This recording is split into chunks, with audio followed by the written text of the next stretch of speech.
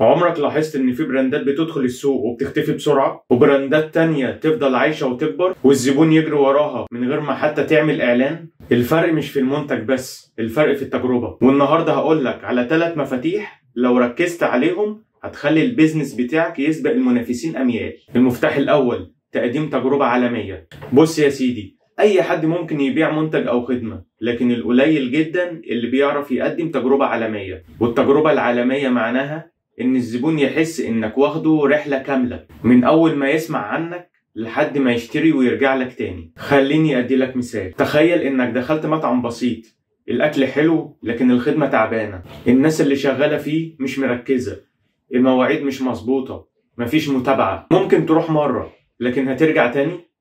احتمال ضعيف جدا.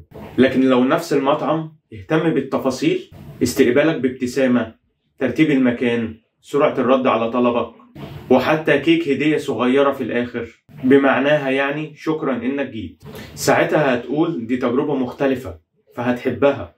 حتى لو في مطاعم أفضل في الأكل، أنت هترجع عشان التجربة مش بس في الأكل. يبقى المطلوب منك رد سريع ومحترم على كل عميل، خدمة أو منتج يتسلم بشكل منظم ونضيف، ومتابعة بعد البيع، وأسلوب كلام يعكس إنك محترف. التفاصيل الصغيرة دي هي اللي تحسس العميل إن هو بيتعامل مع براند عالمي، مش مجرد بيزنس عادي. خلي بالك، مش الهدف إنك تبيع مرة وتكسب قرش وتمشي. الهدف إنك تبني علاقة طويلة المدى تخلي الزبون يرجع لك مرة و2 و10.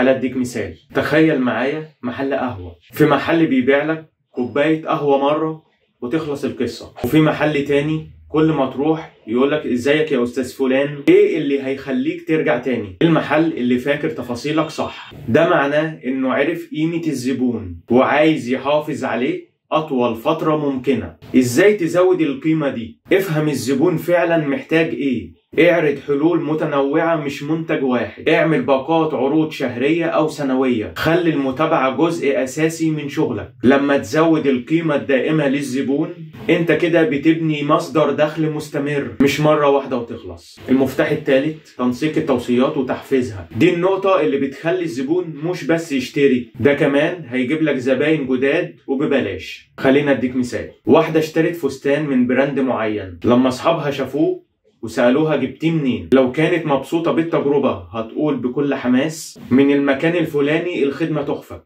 وبكده البراند كسب دعاية مجانية. طب ازاي تستغل الموضوع ده صح؟ اعمل نظام توصية، يعني لو الزبون جاب لك عميل جديد اعمل له خصم او هدية. شجع الناس تحكي عن تجربتها معاك، سواء ريفيوز او ستوريز على السوشيال ميديا. خليك متابع واسأل دايما راضي عن تجربتك.